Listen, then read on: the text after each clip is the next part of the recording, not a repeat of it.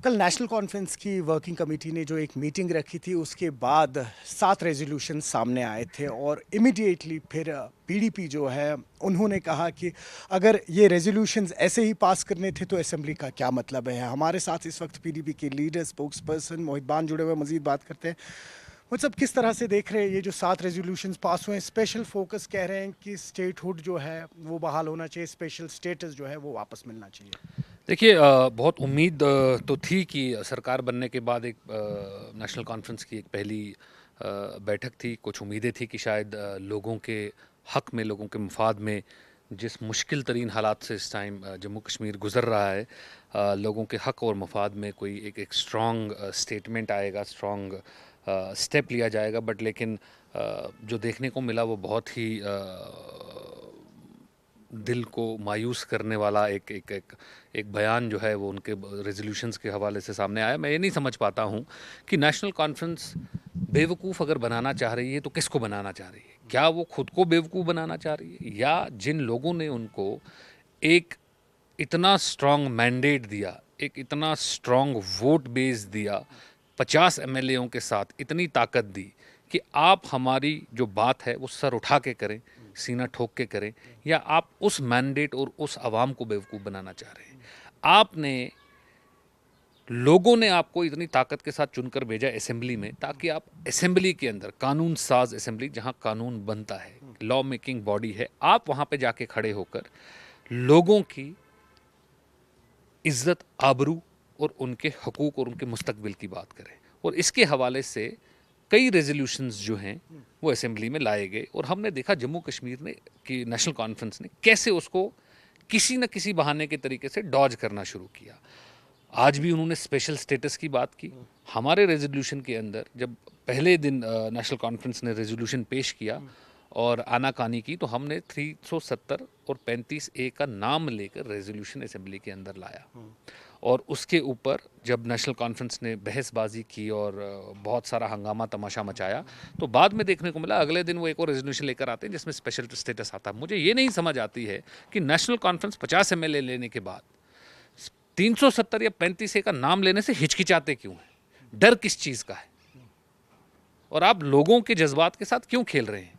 दूसरा रेजोल्यूशन उन्होंने वहाँ पे निकाला जी, फुल स्टेट हुड का रेजोल्यूशन है। जी, फुल स्टेट हुड का रेजोल्यूशन तो बहुत बढ़िया है, आपने लाया, आपने वहाँ पे भी इसके ऊपर बात की। लेकिन जो लैंड राइट्स का रेजोल्यूशन जम्मू कश्मीर असेंबली के अंदर आया था कि जहाँ पे हमने बोला था कि लोगों को मालिकाना हक दिए जाएं, जो कई कई सौ सालों से जो हैं स्टेट लैंड के ऊपर रह रहे हैं, जैसे इलीगल कॉलोनीज दिल्ली में, बॉम्बे में, महाराष्ट्र में, कई सारी जगहों पे ये इनको लीगल किया गया। आप इसके ऊपर बात कीजिए। लेकिन फिर से वहाँ पे एक हंगामा का तमाशा बनाया गया, और आज ये जो है नवाज सुबह को जो है इन्होंने असेंबली से रिप्लेस कर दिया है। तो मतलब जहाँ बात करनी चाहिए, जहाँ पे इसका रिकॉर्ड रहता है असेंबली के अंदर, जहाँ लोग इसके लिए जवाब बंद रहते हैं, वहाँ पे आप बात नहीं करेंगे। लेकिन आप अपनी जो टी पार्टी है उसको नवाज सुबह में ले जाएंगे और वहाँ पे लोगों को बेवकूफ़ बनाने की बात करेंगे। आप मेरे को एक और अहम मुद्दा बताइए। मैं हिंदू हूँ, ठीक है, लेकिन हर किसी के रिलीजियस सेंटिमेंट्स की हम कदर करते हैं। वक़्फ़ मुस्लिम मेजॉरिटी पॉपुलेशन का एक अहम हिस्सा है, उनकी फेथ का एक हिस्सा है, हमारी आवाम की एक एतबार और एतकाद का एक हिस्सा है। आपने अपनी इस कैबिनेट मीटिंग की, ये सॉरी जो आपकी वर्किंग कमेटी की मीटिंग है, इस 7 रेजोल्यूशन में कहीं आपने वक़्फ़ के ऊपर एक नाम भी नहीं लिया, आपने एक चर्चा नहीं की है। तमिलनाडु जो एक हिंदू मेजॉरिटी स्टेट है, उन्होंने अपने रेजोल्यूशन असेंबली में पास किए।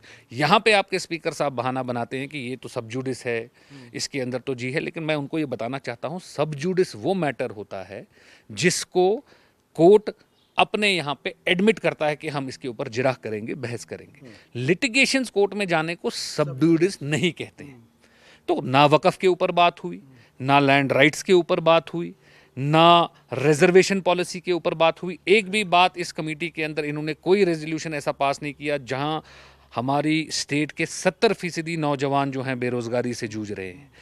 45% पॉपुलेशन जो हमारी है वो 27 साल की उम्र से नीचे है, उनका मुस्तकबिल ख़तरे में है। लेकिन उसके ऊपर इनकी कोई बात नहीं हुई, ना असेंबली के अंदर इन्होंने कोई बात की, ना इन्होंने नवाज सुबह के अंदर अपनी इस वर्किंग कमेटी के अंदर बात की। तो इनसे सवाल ये पूछना है कि आप जो ये रेजोल्यूशंस खेल रहे हैं, कभी आप कैबिनेट मीटिंग के अंदर रेजोल्यूशन पास करते हैं जी हमने स्पेशल स्टेटस के लिए, क्या कैबिनेट मीटिंग रेजोल्यूशन पास करने की जगह है? क्या कैबिनेट मीटिंग कोई रेजोल्यूशन पास करने की जगह? पहला रेजोल्यूशन उन्होंने कैबिनेट मीटिंग में पास किया, जब तक असेंबली नहीं लगी थी, जब सरकार बनी उसी टाइम पे। कभी आप कैबिनेट मीटिंग में रेजोल्यूशन पास करते हैं, कभी आप नवाज सुबह के दफ्तर के अंदर रेजोल्यूशन पास करते हैं। आप लोगों ने कैबिनेट मीटिंग और नवाज सुबह के लिए नहीं बनाया है, आपको असेंबली के लिए भेजा गया है, जिस असेंबली में आप लोगों के मुस्तकबिल के लिए कानून बनाएं, उनकी आसाइश के लिए कानून बनाएं, जाके उनके रोज़मर्रा की ज़िंदगी के अंदर कोई आराम आए। पर मैं समझता हूँ ना वक़्फ़ के ऊपर बात हुई, ना नौजवानों की रैशनलाइजेशन ऑफ रिजर्वेशन के ऊपर बात हुई, ना लैंड राइट्स के ऊपर बात हुई, और ना 370 और 35A के ऊपर बात हुई। बहुत कन्वीनियंटली एक ड्रामा जो है उसको मीटिंग का रूप देकर दिखाया गया, ताकि फर्दर लोगों को जो है, जिन्होंने इतना एतबार दिया, जितना इतना एतमाद इस सरकार को दिया, उनको और थोड़ी देर के लिए बेवकूफ़ बनाता जाए। लेकिन मैं समझता हूँ कि शायद लोग इनकी जो कारकर्दगी है उसके ऊपर बखूबी नज़र बनाए हुए हैं, और इस का जवाब जो है हम चीफ मिनिस्टर साहब से ज़रूर चाहेंगे, और जो उनकी पूरी टीम है उनसे भी ज़रूर चाहेंगे। शुक्रिया। आपने सुना पीडीपी के लीडर मोहित भान को। न्यूज़ 18 के लिए श्रीनगर से आप शाह के साथ में सरोज कफील।